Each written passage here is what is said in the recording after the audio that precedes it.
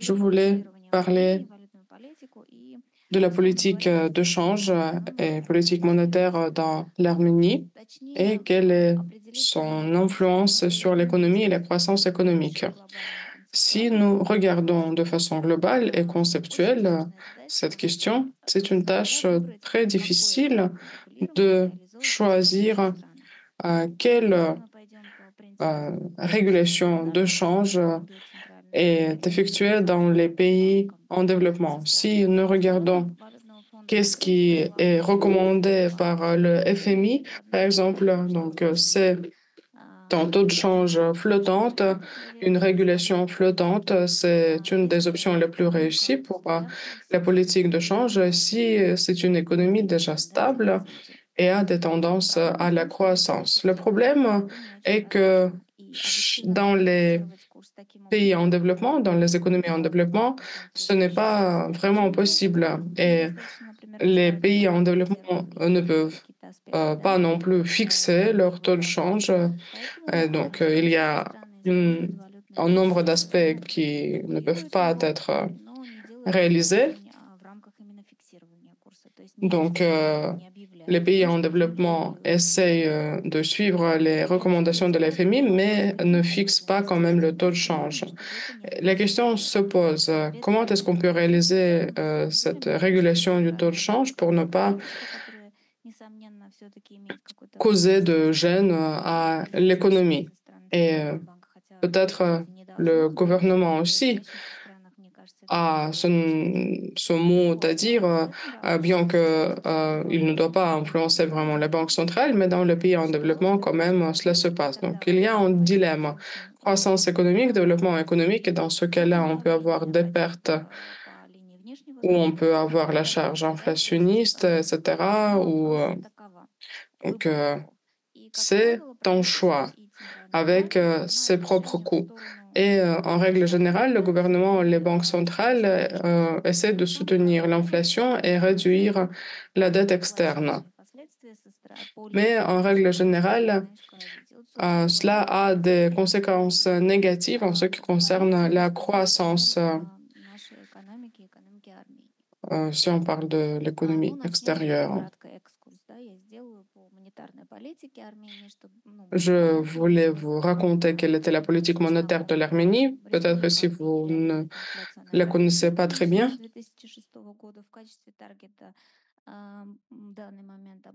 Depuis 2006, l'Arménie est en train de réaliser la politique monétaire dans le cadre du ciblage d'inflation. Vous voyez la dynamique d'inflation et vous voyez la cible. Nous pouvons dire que nous avons deux options. Donc, soit c'est une déflation qui est assez tangible à cause du fait qu'on retient l'augmentation de l'offre monétaire, c'est la Banque centrale qui le fait, ou bien on a des bons d'inflation. Il faut dire aussi que depuis 2006, durant cette période, il y a eu plusieurs crises qui étaient assez globales. Il y a eu des crises régionales, mais comme l'Arménie euh, peut, peut souffrir des chocs exogènes du côté de l'économie russe, par exemple, parce que nous avons des liens très étroits dans le commerce, dans les capitaux, dans les ressources humaines. Donc, toutes les crises qui se passent en Russie sont reflétées en Arménie aussi. Et la Banque centrale a un argument voilà, très joli, que voilà, ce sont les chocs externes qui nous empêchent de réaliser cette politique de ciblage d'inflation. Là, on peut être d'accord ou pas, mais en général, quand même, cette argumentation existe. Nous avons un taux de refinancement assez élevé. Les outils qui sont utilisés en Arménie dans ce domaine sont assez restrictifs, assez limitants, peu importe l'étape de la croissance ou de la décroissance, quand même la politique monétaire et la politique fiscale, leurs outils ont un caractère de limitation parce que ce ciblage d'inflation, c'est un objectif en soi, on peut dire, pour la politique macroéconomique, mais de mon point de vue, cela empêche de stimuler l'économie. Ici, vous voyez encore quelques indices qui caractérisent la politique monétaire de l'Arménie. Vous voyez les traits qui caractérisent l'inflation parce que les prix à l'importation, les prix à l'exportation ont beaucoup d'importance ici. Les exportations peuvent être augmentées à cause de la politique de change et par exemple voilà, de modification du taux de change si le drame se renforce par rapport au rouble, par exemple. Mais là, on va prendre en compte le dollar et vous voyez aussi la dynamique de l'offre monétaire. Il faut dire que ces 10 dernières années, l'offre monétaire augmente, mais majoritairement, cela se passe à cause de l'augmentation des dépôts euh, en dirhams, mais aussi en monnaie étrangère. Donc, les dépôts en monnaie étrangère augmentent beaucoup plus rapidement. Cela influence bien sûr aussi la politique monétaire et crée des soucis pour la Banque centrale. En ce qui concerne les outils de la politique monétaire, vous avez deux outils qui ont le plus d'influence sur le marché monétaire. La Banque centrale utilise aussi les marchés ouverts, mais le marché de fonds représente seulement 2% du PIB. Donc les opérations sur le marché ouvert n'ont pas vraiment d'influence. C'est pour ça que je n'ai pas représenté ces opérations de la Banque centrale sur le marché ouvert. Le seul outil qui était efficacement utilisé, c'était des interventions par la Banque centrale, mais depuis 2016, on n'utilise pas ce moyen dans notre marché de fonds. Cela se fait en ligne, donc on ne peut pas les voir en regardant les indices de la bourse. Le taux de refinancement durant les crises est augmenté. Donc la Banque centrale voilà, essaie de limiter ces effets. Durant la crise, l'inflation est privilégiée par rapport au soutien à la croissance quand il y a une grande volatilité de l'économie. D'après moi, cela a un effet tragique à long terme sur l'économie du pays. L'un des outils les plus sévères, ce sont les normes, les taux de réserve obligatoires. On les a augmentés jusqu'à 24%. Avant, maintenant, cela est réduit, un peu réduit, mais quand même, c'est un indice assez important. Donc, en général, on peut dire que on utilise tous les instruments possibles pour limiter l'offre monétaire. Bien sûr, ces outils, ces moyens, cette approche à l'économie, avec les crises, cela limite finalement, cela retient la croissance économique. Donc, toute la politique monétaire vise l'inflation, comme cela est écrit dans la stratégie. Donc, c'est le ciblage d'inflation et donc les objectifs sont liés à l'inflation. Je veux dire encore quelque chose quelques mots sur la politique monétaire et je vais passer à la politique de change. En fait, le ciblage d'inflation, c'est un régime qui fonctionne très bien dans les pays développés, mais pour un pays en développement qui n'a pas encore atteint le niveau souhaité de développement, ce n'est pas le moyen le plus approprié. Mais quand même, on pense traditionnellement que c'est un des régimes les plus réussis de la politique monétaire. Mais je pense que ce n'est pas tout à fait correct. Passons à la politique de change. Là, il y a plusieurs points. Je voudrais vous donner tout d'abord une caractéristique courte. Premièrement, la dynamique. Vous voyez que la volatilité est vraiment très élevée. Vous allez voir ensuite que le niveau de volatilité durant les crises de change, c'est quelque chose de très élevé. Et en général, nous influençons de façon très sévère le taux de change.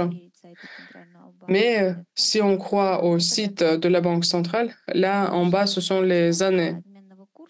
Donc, vous voyez la dynamique mensuelle du taux de change de 1999 jusqu'à 2024, parce que avant 1998, l'Arménie était en état de guerre. Bon, il y avait des cessez-le-feu, etc. Mais cela n'avait pas de sens de regarder les indices économiques. Mais à partir de 1999, nous avons commencé à avoir la croissance reconstruite et donc nous pouvons déjà parler d'un système économique plus ou moins stable. Vous voyez qu'il y avait des périodes de renforcement de la monnaie, de la dévaluation de la monnaie, malgré le fait que la législation arménienne et la position de la Banque centrale disent que nous réalisons le régime de régulation de change, mais je pense que nous réalisons une régulation de change assez sévère qui s'accompagne par des crises du taux de change. Et en fait, la volatilité du taux de change peut amener à des crises, mais l'expérience des pays qui réalisent la politique flottante du taux de change nous montre qu'ils n'ont pas de crise parce que le marché peut atténuer encore mieux ces changements brusques du taux de change. Encore une preuve du fait que nous intervenons de façon assez sévère dans le marché du taux de change et que nous faisons pas mal de mesures en ce qui concerne l'inflation ou la dette externe, c'est voilà l'indice que vous voyez sur l'écran où j'ai montré le nombre de crises que nous avons eues. Et il faut dire aussi toutes les crises que nous avons eues en Arménie, à l'exception de 2020 qui était causée par des raisons internes et pas externes, euh, ces crises se passaient à cause des événements sur le marché de change de la Russie. C'est presque la même situation comme dans les autres pays ex-soviétiques. Donc, la volatilité du rouble influence beaucoup nos marchés. La différence clé dont je voulais parler, c'est que si le taux de change du rouble par rapport au dollar s'affaiblissait de façon assez lente, mais à cause du fait que la Banque centrale limitait la dévaluation du drame par rapport au rouble, donc on avait cet effet de ressort, on peut dire. Et finalement, la dévaluation du drame, c'était trop brusque. Par exemple, en 2009, c'était en un jour. Mais voilà, avant, cette dévaluation prenait plusieurs mois. Mais avant, le marché avait plus de possibilités de s'adapter. En 2014-2015, cette dévaluation a causé une panique sur le marché, des spéculations par le système bancaire aussi. Et donc, les conséquences pour le secteur réel étaient pires parce qu'il n'avait pas de temps pour s'adapter. En 2020, la dévaluation de la monnaie a eu lieu, mais on peut dire que personne n'a pas fait attention à cela parce que nous avions d'autres événements plus d'actualité. Vous voyez les graphiques où on montre la volatilité du taux de change durant des événements externes, des événements critiques externes. En 2018, c'était ce qu'on a appelé une révolution de, de velours, mais si on aurait réalisé un taux de change flottante, on aurait vu une grande volatilité. Mais Je vous ai montré ici la volatilité du taux de change, c'était 2%. Donc, durant le processus entier de cette révolution de velours. Voilà, c'est la dynamique de chaque jour. Donc, je peux dire que notre banque centrale s'occupait à réguler le taux de change et donc il n'y avait pas de bon de taux de change tangible. Mais les années précédentes, la volatilité du taux de change, c'était 5%. Mais durant cette période-là, en 2018, le taux de change ne changeait presque pas. Il y a encore 44 jours de la guerre d'Artsakh ou de Nagorno-Karabakh. Il y a eu aussi une période de 3 jours voilà, du conflit armé, mais la Banque centrale a arrêté tout de suite ce bond. Moi, je n'ai même pas fait attention à ce bond, seulement après le fait, quand j'ai fait ce graphique, j'ai eu qu'il y a eu quand même un bond, mais il n'y a pas eu de panique et il n'y a pas eu de pression d'inflation. Et finalement, c'est l'opération militaire spéciale à partir de 24 février. Je vous ai montré la dynamique, que la volatilité du drame est très liée à la volatilité du rouble, donc nous pouvons le voir. Il y a eu une déflation, une dévaluation. Ensuite, il y a eu un renforcement du taux de change et non pas une dévaluation. Il y a certains bons, mais ils sont arrêtés par la Banque centrale et donc on essaie de soutenir la stabilité. Donc si on résume ces trois graphiques, on peut dire que la Banque centrale, durant des crises sérieuses, des crises graves, intervient sur le marché de change et limite la volatilité là où c'est nécessaire. Peut-être la seule période où on a soutenu un taux de change flottant, c'était en 2020. Et maintenant, parlons de l'influence de la politique de change sur la croissance économique. Les conséquences évidentes, vous les voyez sur la diapo. C'est une croissance économique en 2022. Euh, en fait, oui, l'activité économique a augmenté, mais non pas dans le même volume que nous pouvons évoluer en monnaie étrangère. Donc, la part du renforcement du drame dans le fait que nous avons maintenant le PIB de 23,5 milliards de dollars. Donc, le rôle du renforcement de drame est considérable. Mais il y a d'autres éléments. C'est un afflux des gens qui ont déménagé en Arménie. C'est un afflux d'argent aussi. Et cela aussi s'est reflété sur les revenus par habitant. C'est un indice qualitatif. Et donc, on peut dire que le PIB par habitant, cet indice a augmenté de façon considérable. Mais si nous regardons la croissance des salaires en drame, si nous regardons la croissance des salaires par secteur, il n'y a pas de croissance de salaire comparable parce que c'est le secteur des finances, le secteur des technologies d'information qui soutiennent cette croissance économique, mais il y a seulement 2 ou 3% de la population qui sont impliquées dans ce secteur. Donc le salaire, en général, n'a pas ressenti ces effets. Par exemple, en 2022, en 2023, il y a eu vraiment un grand afflux de capital, mais la Banque centrale n'a pas réagi, n'a pas arrêté cet afflux. Et comme ça, nous avons eu de belles indicateurs de la croissance économique. J'ai essayé d'établir un tableau d'avantages et de désavantages de cette politique de change.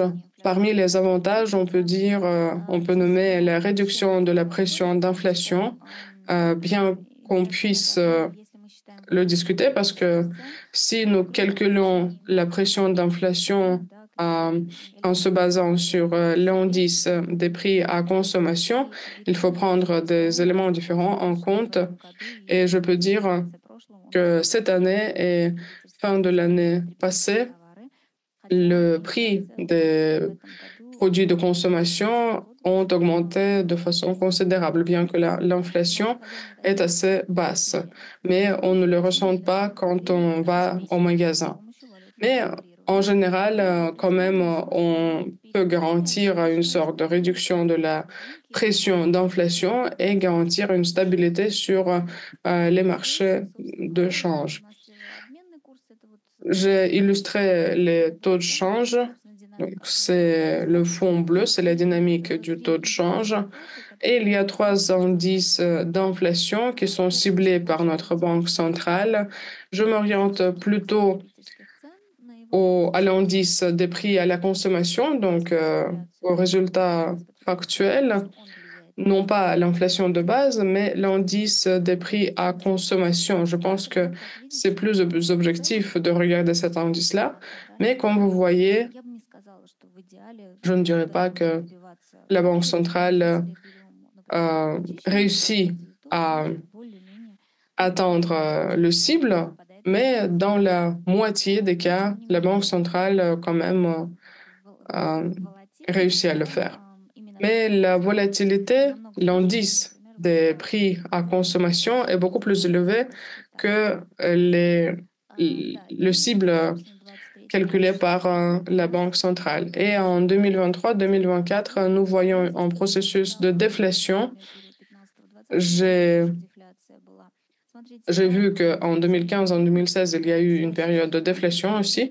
Je suis sûre que pour les pays en développement, la déflation, c'est l'option pire pour les pays développés aussi. Mais quand il y a des processus de déflation, cela aggrave encore la situation avec la croissance économique parce que les producteurs n'ont pas de stimuli. Oui, donc c'est la théorie économique classique qui nous le dit. Quels sont les désavantages, les points faibles? Un des points les plus importants qui influence les revenus de la population parce que, bon, bien sûr, il y a les revenus internes, il y a l'inflation, mais il y a aussi l'afflux de transferts étrangers en dollars ou en roubles. Et le taux de change a un grand rôle à jouer pour les gens qui reçoivent ces revenus. Quelques 20% du PIB, ce sont des transferts privés étrangers et le renforcement du drame impacte de façon négative ces revenus. Donc, les revenus réels sont diminués encore plus. Donc, on peut encore une fois discuter la politique de la Banque centrale. Et ici, vous voyez les indices qui caractérisent les transferts d'argent, les transferts privés étrangers. Donc, premièrement, vous voyez en 2022-2023, nous voyons qu'il y a un grand afflux de ces transferts. Et le deuxième tableau nous montre les transferts pour les travailleurs saisonniers qui ont déménagé de l'Arménie et dans d'autres pays et qui envoient de l'argent à leur famille.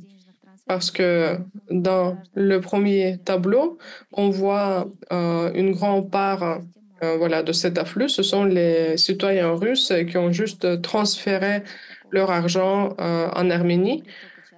Mais le deuxième tableau nous montre que les Arméniens, les citoyens de l'Arménie, enfin, là, il n'y avait pas de bon, vraiment, de transfert privé. En ce qui concerne les crises de taux de change, vous voyez, c'est C'était en 2013-2014. Ça s'est passé un an jour. Et un an jour, la Banque centrale a arrêté la panique. Mais en 2014-2015, cette période spéculative durait quelques 3 semaines et les banques commerciales ont pu gagner beaucoup. C'était une attaque spéculative, on peut dire, sur le marché de change. Et cela a impacté de façon très négative les épargnes de la population parce que la panique était vraiment très importante. Vous voyez la dynamique, ça commence en 2015 et je voulais vous montrer que durant plusieurs années, le taux de change ne change pas de 2015 presque jusqu'à 2019. Le taux de change était le même. Je ne pense pas que ce soit une bonne chose pour un pays en développement qui est très vulnérable aux chocs exogènes. Et on peut comparer, par exemple, aussi la dynamique du drame par rapport au dollar et la dynamique de l'euro par rapport au dollar. On peut voir que les marchés externes influencent beaucoup le taux de change de drame. Quelles sont les possibilités? On peut parler des avantages. Bien sûr, cette politique de change permet de réduire la dette externe. Chez nous, la dette externe représente, voilà, vous le voyez sur le graphique, le fond, c'est le taux de change. Ensuite, vous pouvez voir la dynamique de la dette interne, de la dette externe et de la dette totale euh, publique. On peut dire que le gouvernement de l'Arménie, depuis 10 ans, oui, depuis 2014, travaille beaucoup pour substituer la dette externe par la dette interne. Il y a des tentatives vraiment sérieuses et le système bancaire, comme une partie de ses avoirs, doit avoir des investissements dans ce domaine-là. Un tiers des ressources qu'on a dans le système des retraites, on investit dans ce domaine aussi. Et donc, cela stimule la croissance de la dette interne. Et le gouvernement essaie de substituer la dette externe par la dette interne. Et pour la dette externe, nous avons beaucoup de succès parce que nous avons diminué de moitié notre dette externe depuis ces 3 ans. Je pense qu'il est évident qu'un grand rôle est joué par le taux de change aussi dans cela, dans le fait que nous avons pu diminuer cette dette externe. En 2022, c'était très évident aussi. Bien sûr, la croissance économique de 2022-2023 a un rôle à jouer, surtout la croissance de 2022, parce que le PIB a augmenté et donc la proportion de la dette externe a diminué, mais le taux de change de la monnaie nationale par rapport au dollar avait de l'influence aussi. En ce qui concerne les avantages pour le commerce externe, les avantages principaux, c'est la réduction des prix euh, d'importation, mais cela n'a pas encore atteint le niveau souhaitable, mais en principe, cela influence les prix d'importation, donc cela les réduit et nous comprenons que nous pouvons importer des biens à un prix moins cher. Donc, nous stimulons les importations en soutenant le taux de change à ce niveau. Mais d'autre côté, nous diminuons les exportations et le potentiel d'exportation. Et là, on peut faire des remarques, on peut critiquer la Banque centrale parce que à partir de 2006-2007, donc c'est l'instant où nous utilisions ce ciblage, nous diminuons le potentiel d'exportation de façon très considérable. Et nous avons perdu la possibilité d'élargir les exportations dans l'espace eurasiatique. C'est très important parce que toutes les possibilités euh, nous avons toutes les possibilités de réaliser le commerce sur le marché eurasiatique, mais comme le taux de change n'est pas compétitif, nos produits sont trop chers et ne sont pas compétitifs non plus. Et même maintenant, nous développons les réexportations. Je pense que on aurait pu développer les exportations aussi et les bénéfices des exportations auraient pu être beaucoup plus importants si le taux de change serait différent. Bien sûr, je comprends que cela aurait mené à une sorte de pression d'inflation et à une volatilité à l'intérieur du pays, mais ce seraient des effets à court ou à moyen terme, mais en effet, à long terme, le développement du potentiel des exportations pourrait générer de la croissance économique. Donc, on aurait obtenu plus que perdu. Si vous regardez 2022, la situation des exportations et des importations s'équilibre, mais en 2023, encore une fois, les importations sont plus élevées que les exportations. Cette croissance des importations et des exportations que vous voyez en 2022 et 2023, peut-être pour 50%, cela est dû aux réexportations.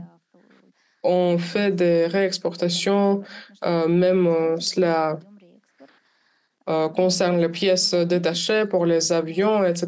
Donc, on fait les réexportations. Mais peut-être c'est une perspective à court terme parce que ces réexportations sont dues par des facteurs externes. Ce n'est pas une voie idéale de transit qui est garantie par l'Arménie. Donc, moi, je ne placerai pas beaucoup d'espoir à cela, au développement des réexportations. Et en ce qui concerne la dépendance des importations, si on parle en termes généraux, l'Arménie est dépendante des importations en deux catégories. Donc, d'une façon, c'est notre dépendance géographique. La plus grande partie de nos importations est satisfaite par la Russie. Donc, nous n'avons presque pas de diversification géographique. Et deuxième souci dans ce domaine-là, c'est que pour 80% des biens de consommation, nous sommes dépendants des importations. Donc, on importe les biens de consommation qu'on aurait pu produire à l'intérieur de notre pays et nous n'avons pas de diversification de ces importations de biens de consommation. Nous les importons dans la majorité des cas d'un pays, d'un seul pays. C'est pourquoi donc nous avons un part assez important de dépendance des importations et comme j'ai déjà dit, les volumes des exportations et des importations ont augmenté en 2022 et 2023. Le chiffre d'affaires a augmenté, mais c'était causé plutôt par les réexportations.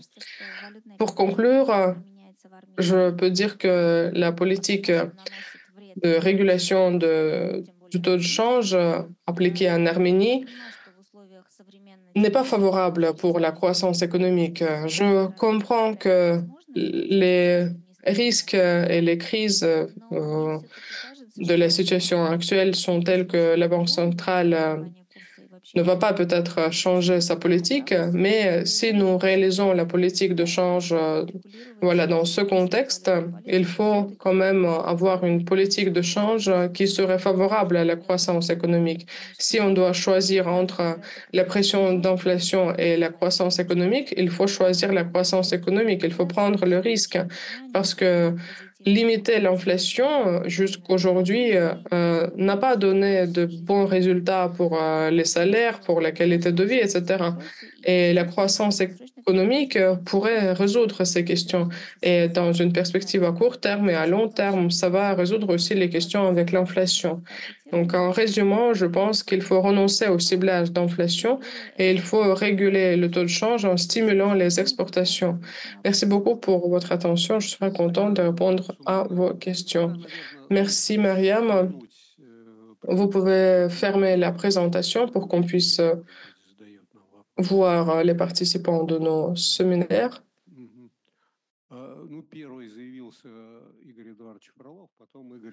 Professeur Frolov sera le premier.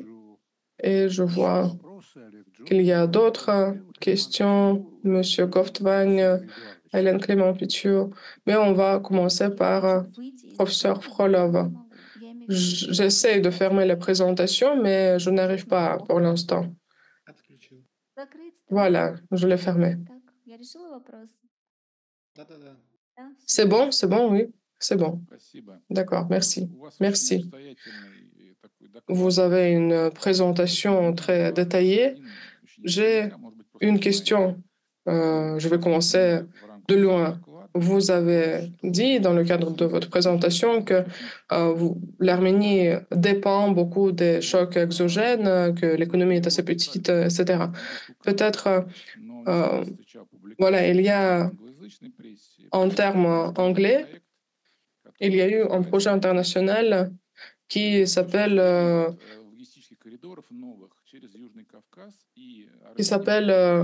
le carrefour des coins du monde, donc les corridors via le Caucase, etc. Est-ce que vous connaissez ce projet international et quand pensez-vous est-ce que cela va avoir une influence sur votre solde commercial, etc. Merci beaucoup pour votre question. Ce ne serait pas vraiment enfin, ce n'était pas au cœur de ma présentation, oui, le carrefour arménien. Je ne crois pas, en fait, vraiment que ce soit vraiment réalisé parce que cela ne dépend pas seulement de l'Arménie, c'est une question géopolitique et des fois, les bénéfices économiques ne sont pas les raisons principales pour une réalisation de tels projets. Mais si nous croyons, en fait, que euh, le carrefour arménien que ce projet est réalisé, bien sûr, cela peut mener à une croissance économique. Mais cette réserve, c'est quand même c'est très important. Si on a une politique correcte macroéconomique, et même on peut prendre en compte la politique fiscale parce que cela a de l'influence aussi. Dans ce cas-là, cela peut marcher, bien sûr. Merci. Et deuxième question est plus privée.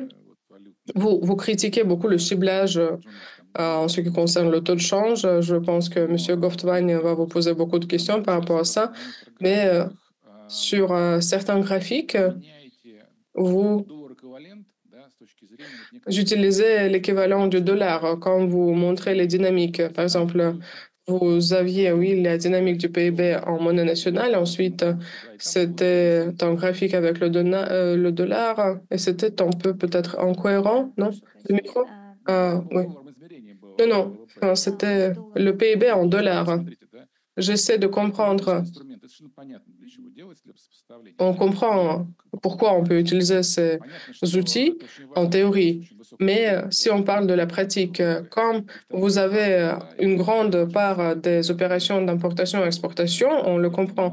Et par exemple, Moscou en 2092, quand je manquais de roubles, je payais par cash en dollars parce que, bon, voilà, c'était la situation. Ensuite, nos prix étaient liés au dollar pendant un grand nombre d'années. Mais en Arménie, vous parlez de l'inflation. Est-ce que vos prix sont liés aux prix d'importation, aux prix en dollars? Oui, les prix sont liés, bien sûr.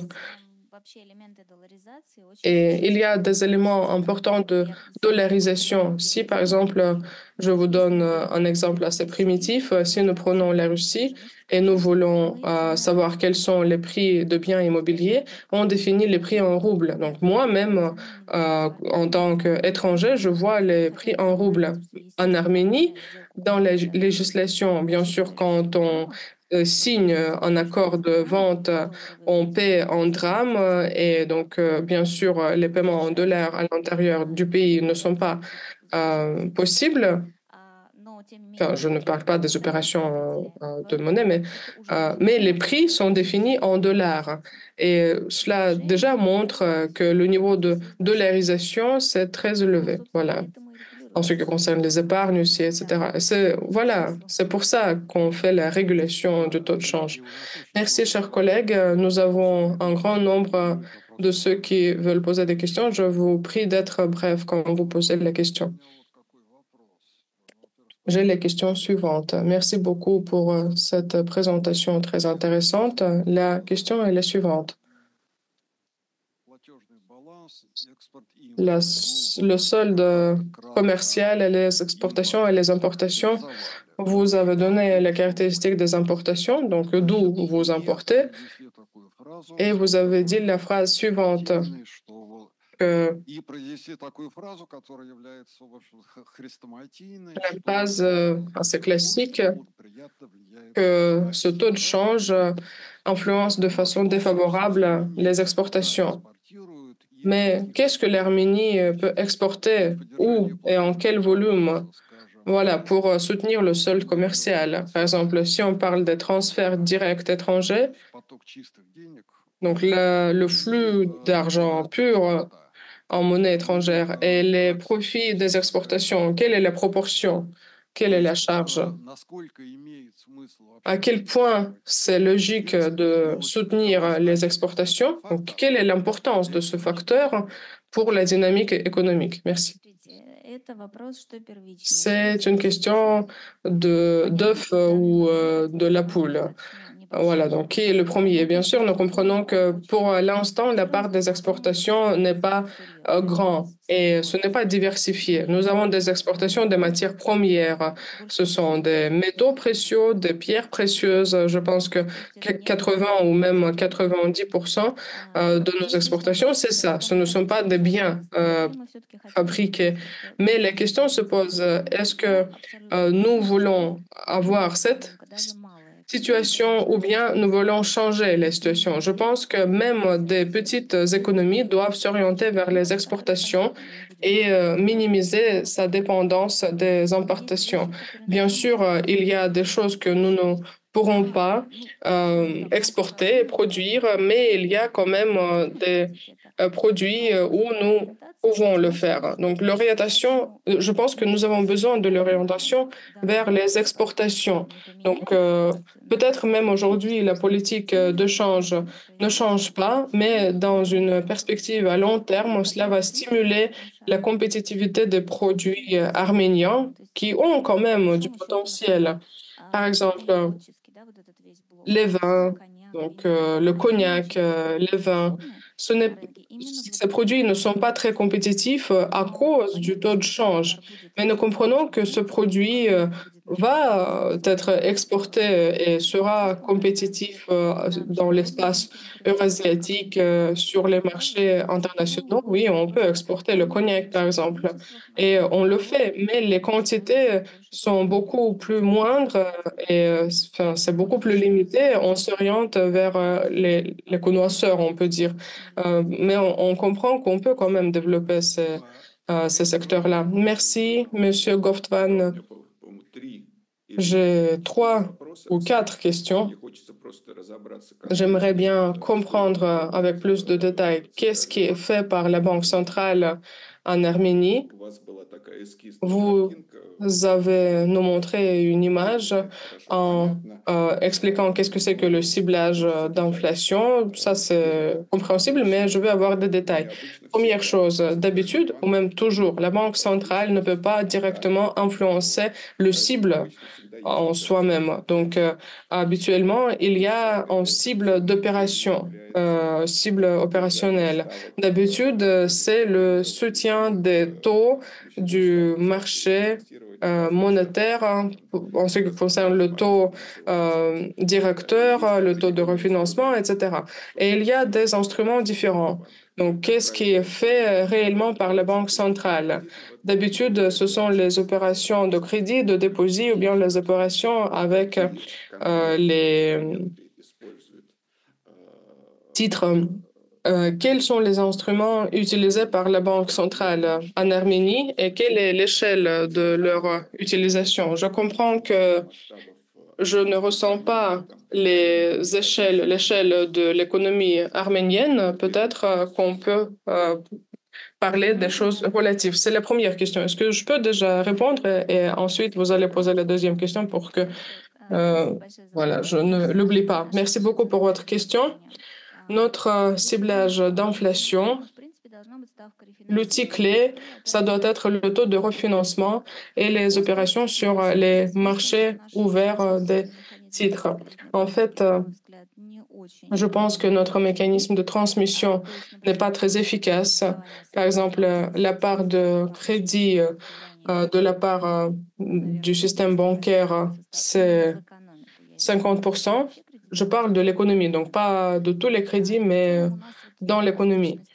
Et donc, cette élasticité du marché par rapport au changement des taux de change, enfin, l'élasticité n'est pas très élevée.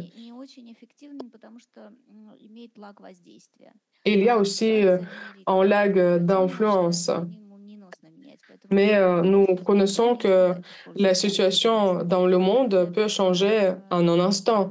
Et donc, on ne peut réagir aussi rapidement. Mais notre bourse de fonds, c'est 2 ou 2,5% du PIB. Donc, ce mécanisme ne fonctionne pas non plus.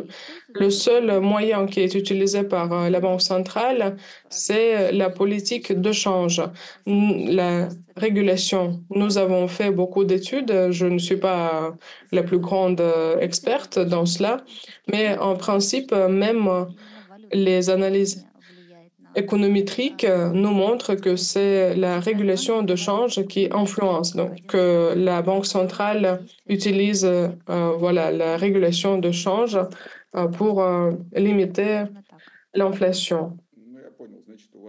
J'ai compris. Donc, le ciblage d'inflation, c'est quelque chose de formel, on peut dire. Simplifié peut-être, oui, on peut alléger. Je dirais formel quand même, mais bon.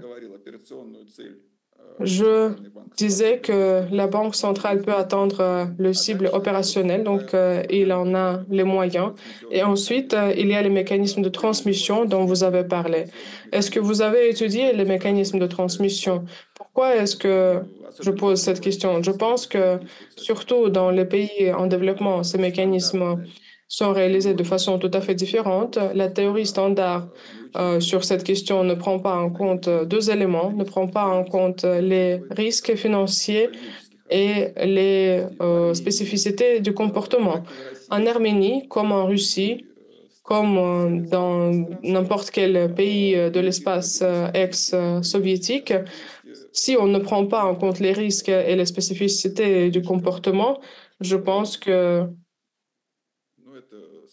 c'est voilà, c'est une simplification trop grande.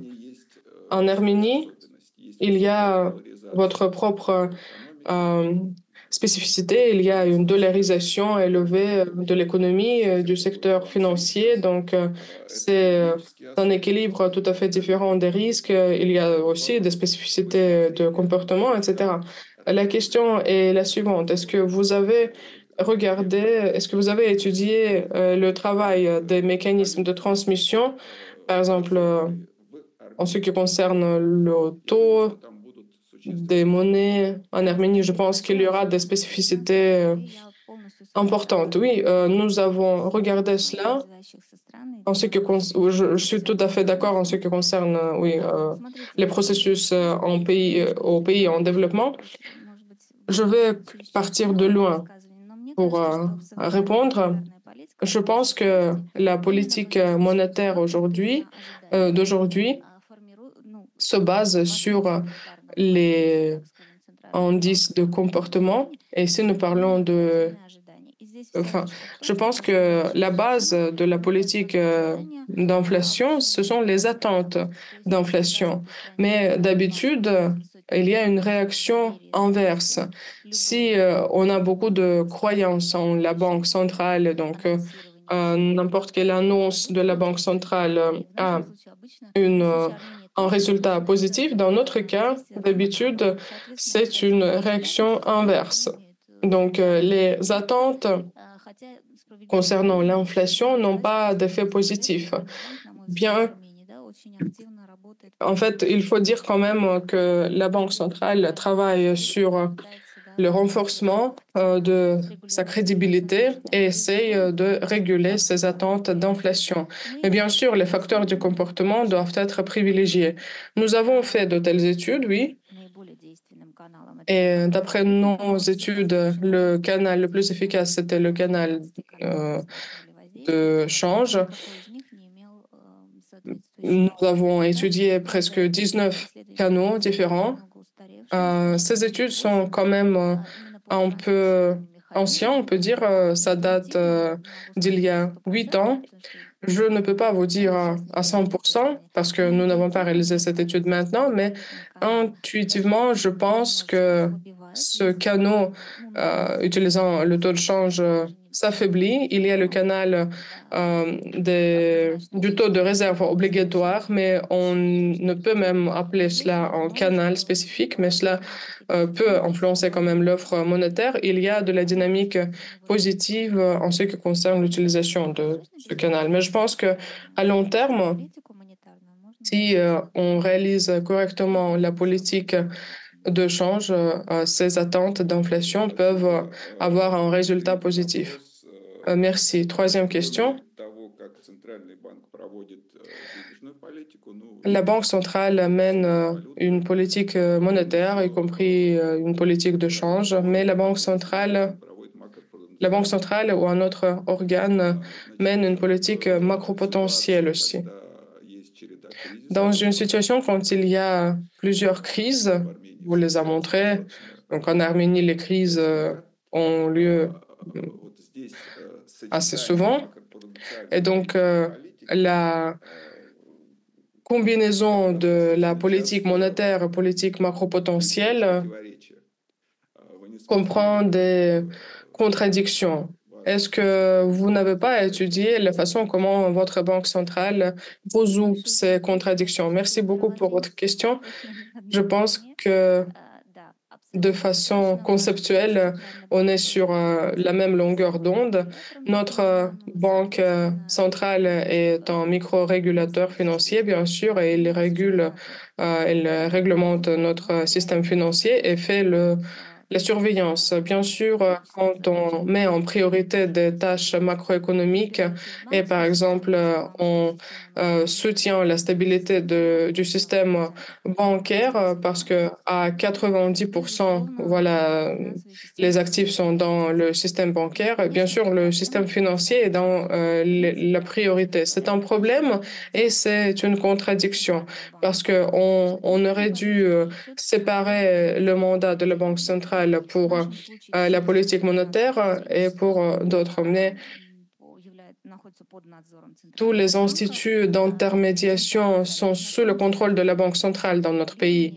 Donc, on n'a pas d'éléments d'autoréglementation, bien que les éléments de la bourse, à partir de 2016, en fait, avant 2016, c'était une organisation autoréglementaire. Mais ensuite, il y a eu une réforme et on voulait développer d'autres mécanismes d'intermédiation. Mais 18 ans ont passé, la bourse de fonds au moment actuel, c'est juste un tout petit marché d'obligations. Avant 2015, c'était le marché de monnaie. On n'a presque pas de marché de capital. Le marché d'assurance se développe un peu, mais on peut penser de la responsabilité obligatoire, la responsabilité civile obligatoire pour les chauffeurs de voitures. Le marché d'investissement se développe ces 2 dernières années, mais on comprend les raisons. Ce n'est pas le facteur interne. Donc, je veux dire que on a fait cette réforme, le contrôle est maintenant chez la Banque centrale, mais on n'a pas atteint les résultats souhaités. Voilà, je pense que on voit le conflit d'intérêts ici.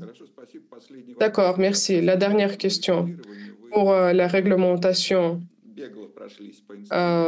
du marché d'échange. Vous avez parlé des interventions. Quels sont d'autres outils? Est-ce qu'il y a des limites de la position ouverte? Quelle est l'échelle des opérations qui sont faites par la Banque centrale? Et un ajout provocationnel, un peu provocateur, est-ce que vous avez étudié l'expérience d'autres pays comme l'Équateur ou le Monténégro? Malheureusement, pas encore, mais on peut le faire. Je peux vous dire, ils ont renoncé à leur monnaie propre. Ah bon, non, ce serait horrible. Voilà, je suis pour la sauvegarde de la monnaie nationale. L'expérience de la Grèce le montre.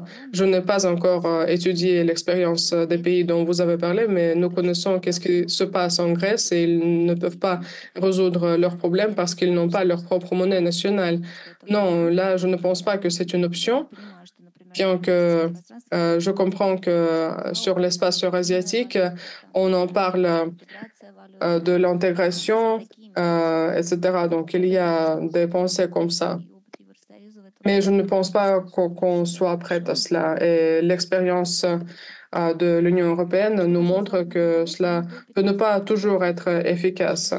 Avant 2015, les interventions étaient très actives. Malheureusement, je ne vous ai pas montré le graphique, mais en général, en ce qui concerne l'activisation, vous avez pu le voir sur l'un des graphiques.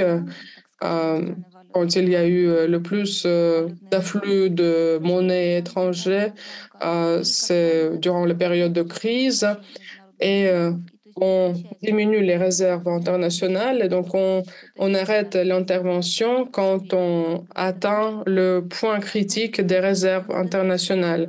Et cela montre que nous n'avons pas assez de réserves internationales pour faire ces interventions sur le marché de monnaie.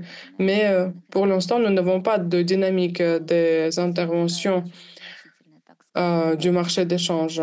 Donc, on peut dire que ce n'est pas très important. Le renforcement du taux de change depuis ces dernières années, si on le regarde, je dirais que ce ne sont pas les interventions, c'est plutôt les non-interventions de la Banque centrale.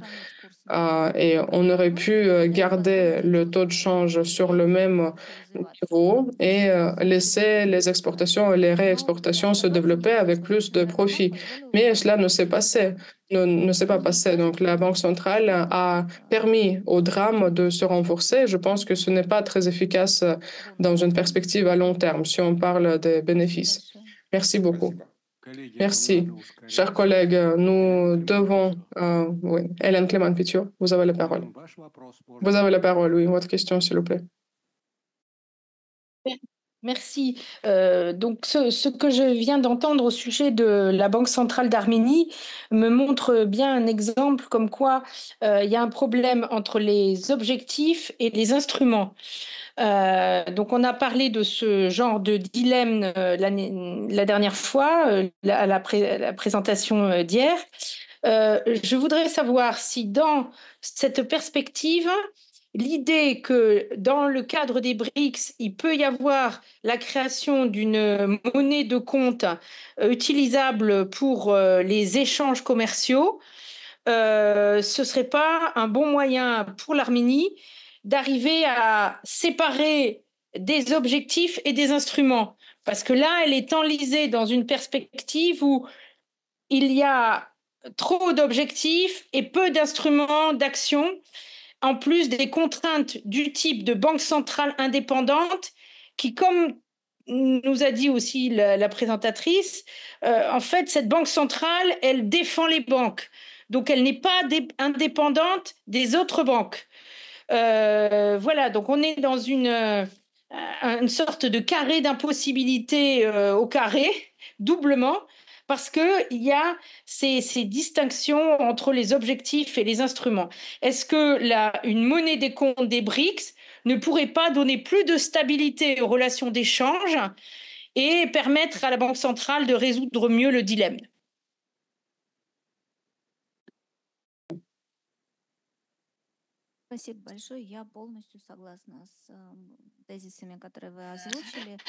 Merci beaucoup. Je suis tout à fait d'accord avec votre avis.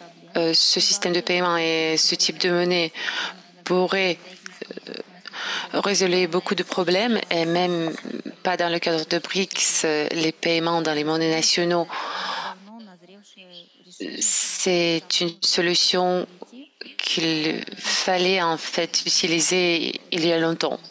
Donc, il ne faut pas lier nos paiements et nos relations financières avec une monnaie étrangère et la volatilité de cette monnaie est vraiment, on ne peut pas avoir d'indépendance de la Banque centrale en Arménie parce que il y a la dette d'État et l'État va intervenir même si la loi l'interdit. Par exemple, c'est le cas en Arménie, mais je pense que pour les économies en train de développement, il faut voir les choses dans la manière réaliste. Mais généralement, je ne pense pas qu'il y a des banques centrales qui sont indépendantes pour de vrai, qui peuvent agir indépendamment des facteurs externes d'autres banques centrales. Et je pense que, en fait, la théorie monétariste doit être mise à jour. Merci beaucoup. Et on a trois questions et 3 commentaires encore. Donc, très rapidement, une question. J'ai une question de clarification. Vous avez dit que la norme de réservation est plus haute pour les monnaies. C'est à cause des dollars? Oui, c'est là, on a les dollars, mais les réserves en drachmes sont plus bas. C'est parce qu'on a trop de dollars. C'est pourquoi le taux de dollar était trop, la partie des dollars était trop grande et pendant la crise, la Banque centrale a limité les réserves en monnaie par le seuil de 24%. Et comme cela, on peut limiter les crédits parce qu'il y avait rien à créditer. Donc, la Banque centrale a gelé les avoirs liquides. OK, je comprends le mécanisme. Merci. Je vois qu'il y a la spécificité qui caractérise l'économie d'Arménie, mais quelle est la spécificité de l'inflation d'Arménie? L'Arménie est très dépendante des importations et la Banque centrale contrôle l'inflation de consommation et bien évidemment on a l'inflation qui est très liée aux importations. Merci, Andrei Alexeyevich. Vous avez nommé 3 monnaies, drachme, rouble et dollar. Je comprends ces 3, mais pourquoi est-ce que vous n'avez mentionné des autres monnaies, ceux de la Chine, de l'Iran, de la Turquie? Est-ce qu'ils ont moins d'influence? Et puis, récemment, on a vu que les importations vers la Russie, on ne paye pas pour ces importations en dollars. Je parle des importations qui sont effectuées en parallèle. Est-ce que vous pensez qu'il faut considérer les euros ou les yuans? La réponse. En fait, on a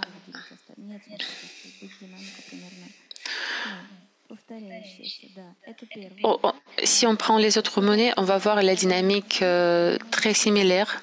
Et en ce qui concerne les importations en parallèle, j'ai la base de données que j'ai de la part de la Commission euro-asiatique, économique euro-asiatique.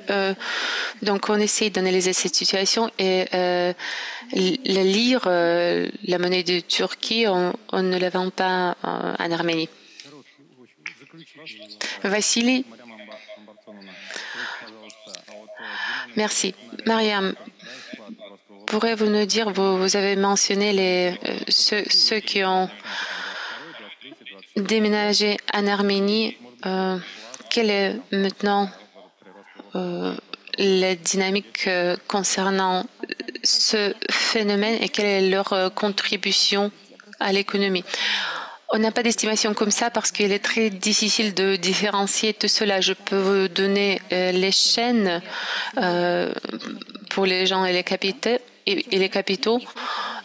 D'abord, on a vu l'augmentation de circulation des biens internes. Là, on le comprend parce que les gens ont déménagé, ils ont commencé de dépenser plus dans les restaurants, les cafés, etc. Aussi, les prix pour location ont augmenté significativement. Maintenant, peut-être les prix ont baissé, je pense. Donc, en 2022, on a vu cette vague, l'influence de cette vague, et maintenant, c'est pas perceptible autant et la croissance est beaucoup moins importante. En 2024, la croissance est attendue au niveau de 2,5%. Donc, je pense qu'en 2022, on a vu que la croissance émotionnelle, c'est pas la croissance stable. Merci beaucoup pour cette discussion et pour cette présentation très intéressante. Mais on va continuer. Je voudrais remercier Mariam et maintenant je donne la parole à Monsieur Chokin.